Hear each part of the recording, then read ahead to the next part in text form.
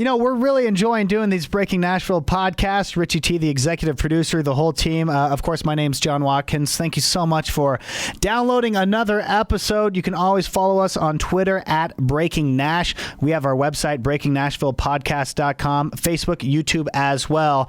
Today, we are talking to Katie Armiger on Breaking Nashville. I love spending all my time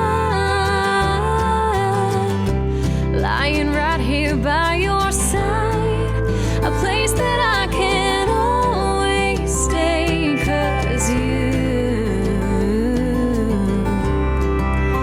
make me feel safe. That's Katie Armiger's most recent single. It is called Safe, and she joins us today for Breaking Nashville from Nashville on the phone. You know what? It has been now, let's see, if I do the math correctly, almost 4 or 5 years since the first time, Katie, you and I met here in the studio in Salt Lake City. Oh my gosh, it's been that long? It's been that long, yeah. It's crazy. And Wow. I remember one of the first stories, because you were still early on in your radio tour, but you had done even radio tours before that, where you're telling me when you met one of your national reps, Jim Dandy, and he was in radio at the time. Yes, he was. I met him in Corpus Christi, Texas, actually. But the story you Yeah. told me about how you had to perform for him, that was like the first time I heard, like, wow, these artists really will do anything just to sing in front of a program director. Oh, it's insane. And honestly, that story, that was kind of one of my first tastes of that as well. I performed with my guitar player, Ashley, at the time. We just performed in the hotel lobby because it was all that he had time for before he had a show that night that he was going to. And so we're singing 3 songs in the lobby. People are checking in and out of the hotel. It was great. And I'd never done anything like that before. That was actually my first radio tour. And yeah, it's totally different. It's a totally different world. Is that still to date one of the weirdest times you've had to perform for a program director? I would say that's one of the most interesting. Yes, I've been asked before to perform in restaurants, things like that. Mm-hmm. Those are always the ones that you go, okay. It kind of depends on the atmosphere of the restaurant. We've been out at, just like family-owned places, and everybody there is totally game and happy, and it's just a cool vibe. But then we've also been at super nice, fancy restaurants where they've asked us if we wouldn't mind pulling out a guitar and playing. And that's kind of when you go, no, actually, I shouldn't do that. There are people who are here for specific events or really nice things that they're celebrating. I'm not going to do that. You're like set up for failure at those moments, aren't you? A little, if you say no. Yeah. A little bit. Yeah. Yeah. What about those uncomfortable conference room visits, or even worse than that, just where you have to go in the office and it's like the program director and it's a small office, so you're just like singing right to him, making eye contact the whole time? It took me a long time to get comfortable with that, and there are still times when it's a little odd or maybe even awkward, but honestly, I would say that that's not really done as often anymore. They try to, which is really nice. Mm-hmm. They try to build it around like a listener show at the station or somewhere close by at a space that they use, just so that they can get feedback from their market and from their own listeners to see if their listeners like it. Right. You won a talent contest, I think it was, 14 years old? Yes. And then because of that talent contest, you were actually able to go to Nashville and record a demo session. Yeah, it was called Houston's Most Talented Country Singer. And I was 13 when the contest started. And when it ended, I was 14. It was a few months long. And there were a ton of people that enrolled or enlisted in this contest. And I was pretty shocked when I won, just because there were so many people, and I'd only done little like strawberry festival contests where there are 30 people, not hundreds.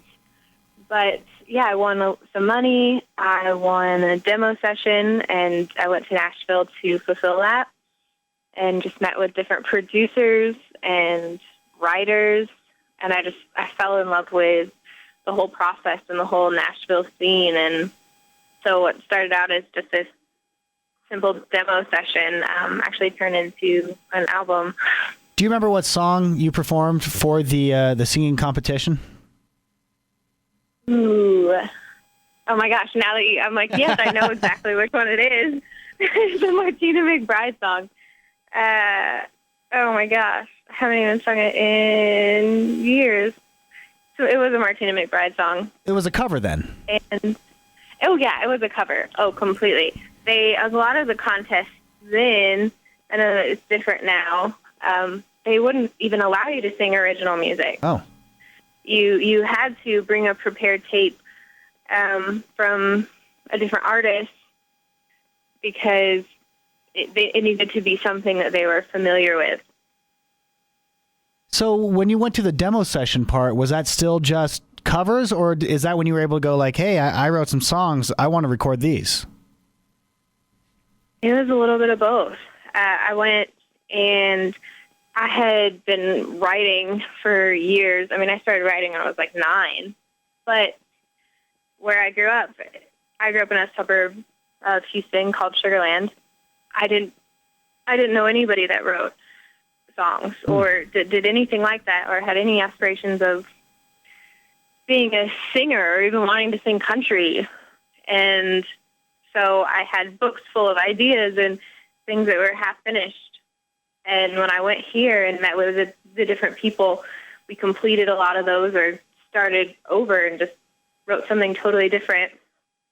But then they also were pitching me songs that these A-list writers that I'd always loved wrote. They're like, you can record this if you want. This is a writer you love, and different things like that. And so I was like, yeah, totally. I love this song. I'll do that. Yeah.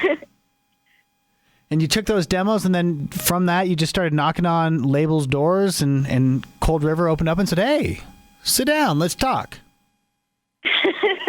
Nothing is ever as simple as that. But, well, when I went here, like I said, I met with just different producers and managers, and my manager, Pete O'Haron, is the label owner. And it initially just started out as, how about I manage you and I'll set you up with all these appointments and different things, since I had no clue. I mean, I was 14. Yeah. And I grew up in a suburb, and I'm like, this is the coolest thing I've ever seen in my life. And so when we started doing these demo sessions, it's really interesting because that's what I call it. But they were more like recording sessions as far as that goes now. And now that I know that, because we were recording these songs with a full band in the studio, and demo sessions are still done like that sometimes, but more than half of the time it's just one of the writers and us doing something with a few acoustic guitars and getting that out within 24 hours. And so we were basically recording these demos as full-fledged recordings. And so when we kind of got finished with them, we're like, well, why don't we just make an album? Yeah. and yeah, we did go to a lot of labels. My manager took me around, and at the time, Taylor Swift hadn't even started coming out with things. Like, it was that long ago. And the only person who had done it, the last person who had done it recently, was like Leanne Rimes. And so labels didn't want any young artists.